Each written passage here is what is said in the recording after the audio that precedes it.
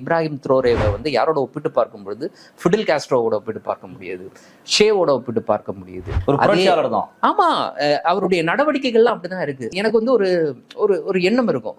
என்னன்னா, இந்த 60 தொடங்கி ஒரு 90 இந்த இடைப்பட்ட காலத்துல முக்கியமான இது மாதிரியான புரட்சிகர தலைவர்கள் இருந்தாங்க. அந்த காலகட்டங்கள்ல அரசியல் எப்படி இருந்திருக்கும்?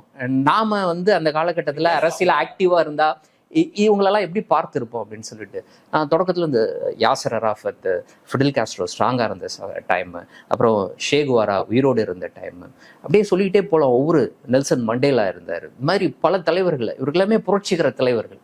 இவர்கள் எல்லாம் வந்து உயிரோடு இருந்த காலம், ஆக்டிவாக இருந்த காலம், அவர்களுடைய மூமெண்ட் வந்து ஸ்ட்ராங்காக இருந்த காலம். இந்த காலகட்டங்களில் உலக அரசியல் எப்படியாக இருந்தது, அதே மாதிரி சோவியத் யூனியன் ஸ்ட்ராங்காக இருந்த காலம், சைனாவில் மாவோ உயிரோடு இருந்த காலம், இப்படிப்பட்ட காலம்லாம் இருக்குல்ல. இதுதான் அந்த 60 to 90s இந்த இடைப்பட்ட காலம்.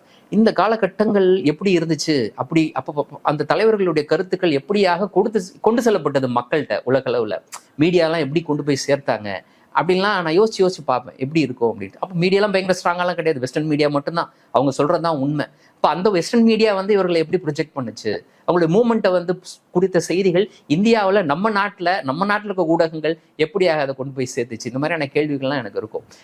இப்போ அதோடு ஒப்பிட்டு பார்க்குற இப்ராஹிம் த்ரோரேவோட இந்த நடவடிக்கைகளை இப்போ இந்த மீடியா எப்படி எடுத்துகிட்டு போகுது அப்படின்னு பார்க்கும்பொழுது, ஒருவேளை நாம் அந்த காலகட்டத்தில் வந்து இப்படி தான் வந்து ப்ரொஜெக்ட் பண்ணியிருக்கோம், யாசர் அராஃபத்தை இப்படி தான் ப்ரொஜெக்ட் பண்ணியிருக்கோம், நெல்சன் மண்டேலாவா இப்படியாகத்தான் நம்மகிட்ட கொண்டு போய் சேர்த்துருக்கோம் அப்படின்ற மாதிரி என்னால் புரிஞ்சு. அவ்வளோ மோசமாக தான் அவங்க இன்னமும் பேசுகிறாங்க.